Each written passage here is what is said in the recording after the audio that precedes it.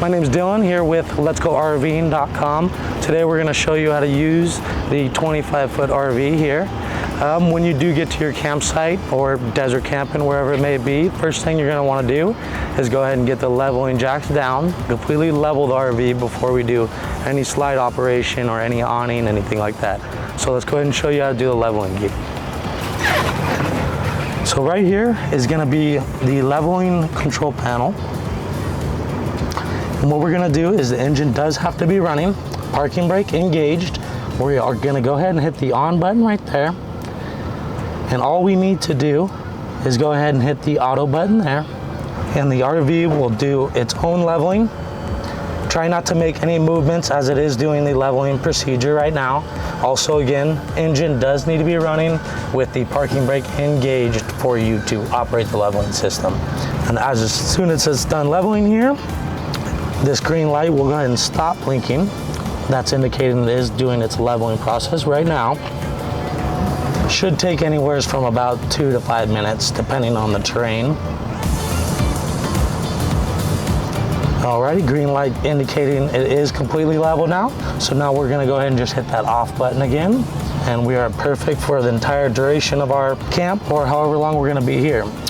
A few other things I wanna show you since we are here. This RV does come with solar panels already on the roof. You do not need to operate this, but if you are curious, it does show our battery voltage there. Our step switch is here. Obviously, we'll hit that off if we are at a campsite. When we're traveling, we'll go ahead and leave that on. Right here is going to be the inverter on-off switch.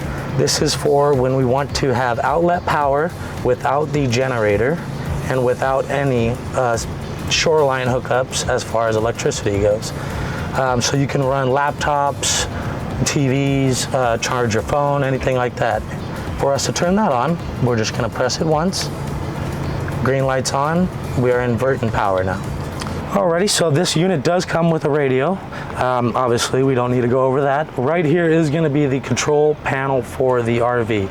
Controls lights, controls the generator, the awning, pretty much everything. So what we'll do to turn that on, it is in sleep mode. We'll go ahead and tap the screen. This does control the air conditioner, the furnace, the water pump, and the water heater also. This shows you your levels right now as far as the sewer and the fresh water and propane. To turn the water pump on, push the button there, very simple. Tank heaters.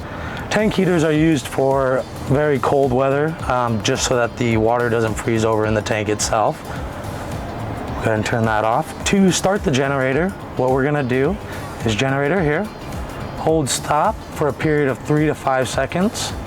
It will say priming, and then we're gonna hold start. And now our generator is on, and we can run the air conditioner if need be. That does power all the outlets. The microwave is also powered in case we need to use that. If we want to go ahead and fire up the air conditioner, we'll hit that button there. We'll go ahead and hit cool, and we can adjust our temperature setting wherever we need it to be. We do also have control over the kitchen fan that's on the roof and the bathroom fan. One tap of a button, turn those on also. Furnace, and then auto. If we need to go back to our home page, we click the home button there. Brings us back to our general page here. Light switch, we could turn them all on or off. Or we could go to the light menu and we could turn individual lights on or off if need be. This screen here is not needed. It is for the auto gen start. So we just want to go ahead and leave all those settings the same. They've already been preset, so that's fine there. This right here is going to be the slides and the awning.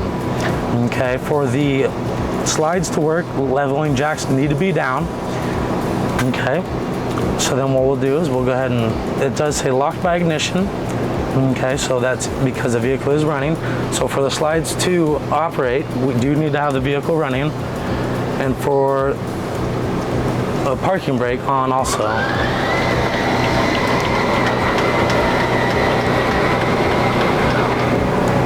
And then once it stops, we go ahead and release the button.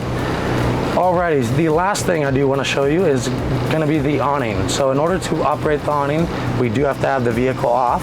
Let me turn that off real quick. Okay, and then the lock releases on this button, the extend button there. We'll go ahead and tap that one time, and then the awning progresses out as it goes there.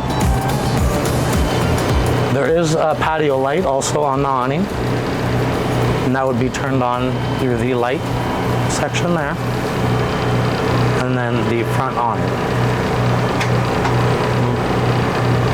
We'll go ahead and go back to the awning. If we need to retract it, one tap for retract,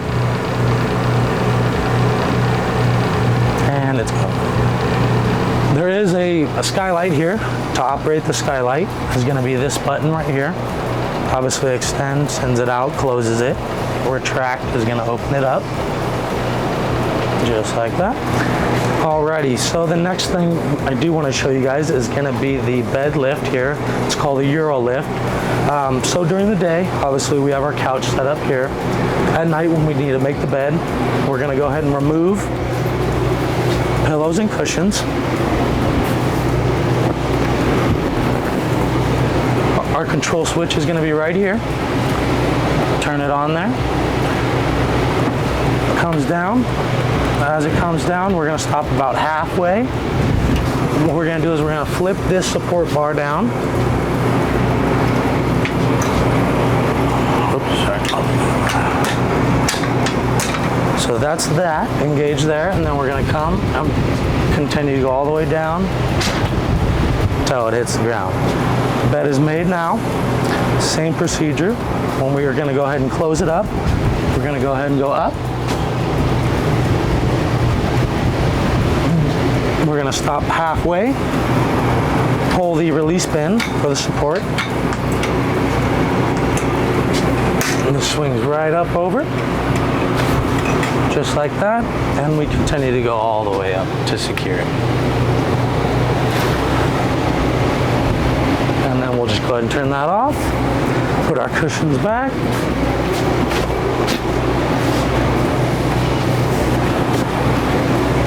Okay, this also does fold into a bed, so we'll go ahead and do that one. We'll remove our cushions again. This one here, we only need to remove the bottom cushion to get our table down.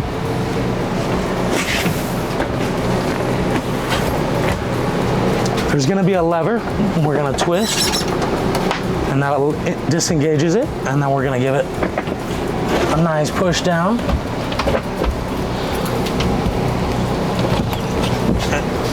Make sure it's in the channel there, and then our cushions are going to go here. These ones come off, velcroed on.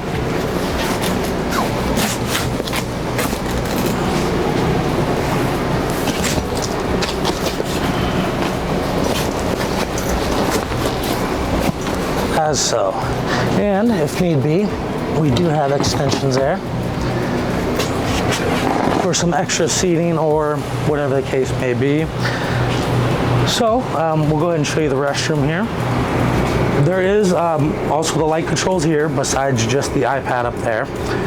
We can also start and stop the generator from back here, and just the same light controls back here also. Water heater controls here. We'll go ahead and turn it on. We can set temp up and down. That does take about 20 to 30 minutes for it to heat, so keep in mind for that. When you are done using the water heater, just go ahead and turn it off. We don't want you to run through the propane while you're not here, okay? As far as the fridge goes, to operate the fridge, we'll go ahead and have you hit the power button there. And we have two modes. We have either automatic or electricity. In our case, we're always just gonna leave it on. Automatic, so just A there. In the case that we do end up going to an RV campsite where we have hookups, once we plug this rig in, it'll stop using propane and switch over to electricity to cool it. So we'll leave that set there. We can adjust the temperature, obviously here.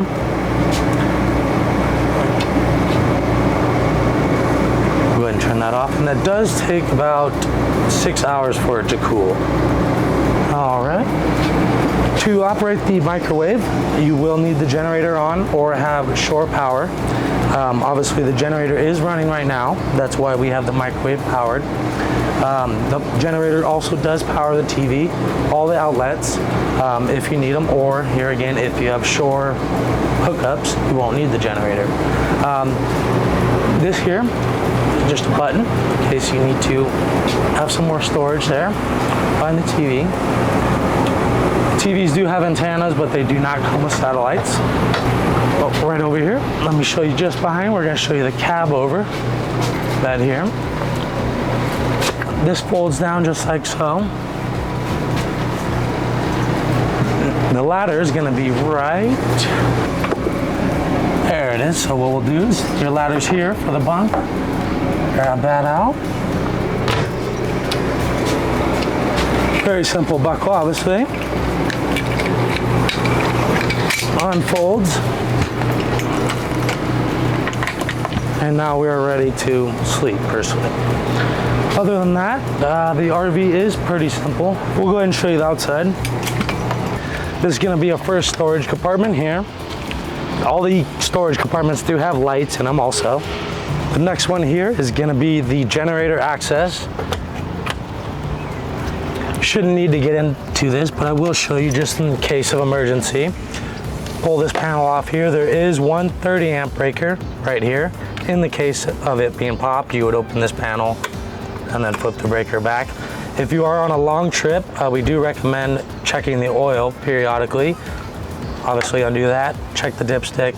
Need oil, add oil. If not, then you're good. We'll go ahead and put this cover back on. This next compartment is going to be where the shore power cord is.